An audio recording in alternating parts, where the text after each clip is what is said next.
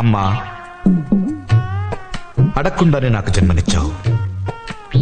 ఏడిస్తే పాలిచ్చావు, వానొస్తే గుడిగిచ్చావు.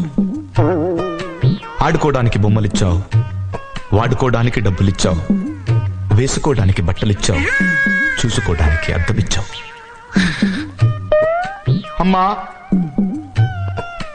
రాసుకోవడానికి పలక ఇచ్చావు, గీసుకోవడానికి గడ్డమిచ్చావు. అందుకే నువ్వు నాకు నచ్చావు. కానీ ఎందుకమ్మా ఇంత అర్లీగా చచ్చావు? అయినా